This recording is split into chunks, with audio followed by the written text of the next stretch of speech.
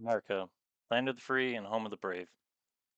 It's been my experience as an American citizen and an active duty military service member that nearly every household in America exercises their Second Amendment right to keep and bear arms. This exercise right can be detrimental to the shooter's hearing even when proper hearing protection is utilized. These cases of hearing loss from firearm use exemplify the important use of firearm suppressors and why the process to obtain said suppressors by law abiding citizens should be greatly simplified. Suppressors should be more readily available to the everyday consumer as an additional level of protection to preserve the shooter's hearing. I'm going to be going over 5 points in today's presentation. The first point is suppressors are overly simple. Point 2, the process to purchase and obtain a suppressor is too lengthy. Point 3, suppressors are wrongfully classified and registered as firearms by the ATF.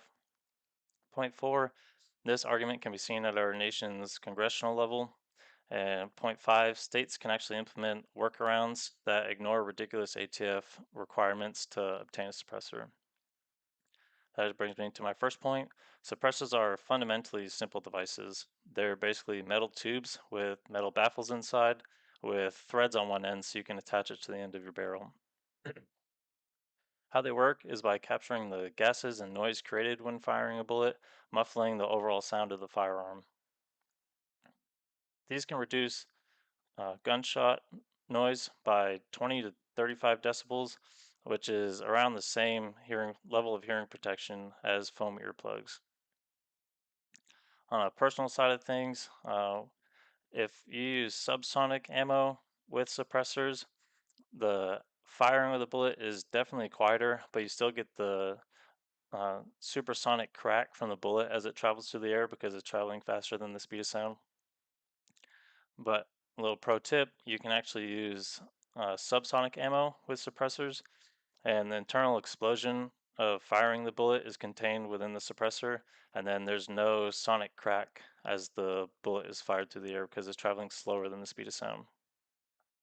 Point 2, the long process of buying and obtaining a suppressor. When I bought my suppressors, I had to first purchase each suppressor and pay the $200 tax stamp per suppressor from an online company, and then I had to wait for them to get shipped to a local gun shop that was legally allowed to have possession of suppressors. While I waited, I had to get a copy of my fingerprints and passport photo of myself. And then once the suppressors actually arrived at my gun shop, I had to fill out the ATF Form 4 and then bring copies of the submitted Form 4 to my local chief law enforcement officer. Then I had to wait the average 285 days to get approved by the ATF before I could go back to the gun shop and pick up my suppressors that have been sitting there for almost a year when I first purchased them. Point number 3 is that suppressors are wrongfully classified and regulated as firearms by the ATF.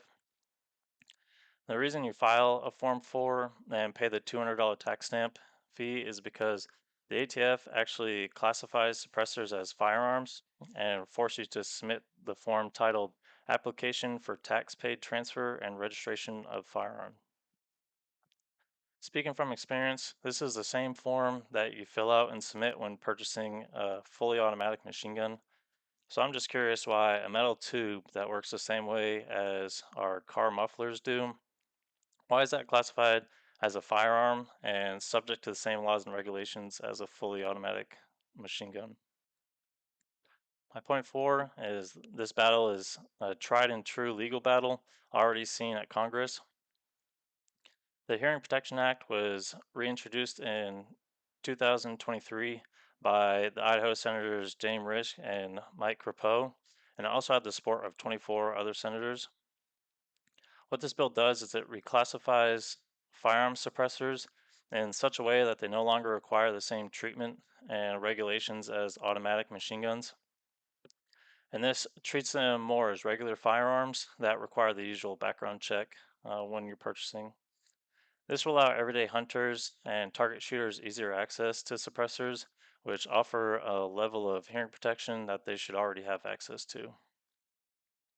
On a personal note, when I'm hunting and I'm not using a suppressor, uh, you can use dual hearing protection, so the foam earplugs and then the over the ear protection, but this completely eliminates your important situational awareness.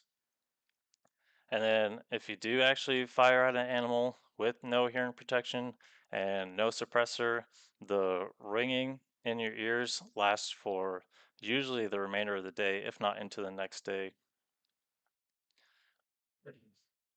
Point number five, talking about states that have ignored federal law and implemented their own workarounds. One of those is Texas. The Texas House Bill 957 was passed in 2021. What this does is this allows suppressors manufactured in Texas to be perfectly legal as long as they remain within Texas borders. This law eliminates the need for federal government involvement, which therefore eliminates the long processing times and also the ridiculous $200 tax stamp. What if all states passed similar legislation to bypass the federal government and make it easier for its own residents to obtain these simple devices that provide additional hearing protection? So, in conclusion, the points that we've gone over today were my first one, suppressors are overly simple. Step two, the process to purchase and obtain a suppressor is too lengthy. Point three, suppressors are wrongfully classified and registered as firearms by the ATF. Point four, this argument can be seen at our nation's congressional level. And point five, states can implement workarounds that ignore ridiculous ATF requirements to obtain a suppressor. That's why firearm suppressors are proven devices that lower gunshot decibel levels and should be easily obtained by those who are already legally allowed to possess firearms. Our voices need to be heard by our state and federal government. I'm asking that you take the time out of your day to write to your local senators requesting that your state follow in Texas's footsteps and stand up for your friends, families, and neighbors to obtain these hearing saving accessories. I'm asking you to do this because we are blessed to have a democratic government, and our government representatives need to know how we feel to adequately represent our views. It is our right as Americans to more easily obtain firearm suppressors to utilize their proven hearing saving benefits. Thank you.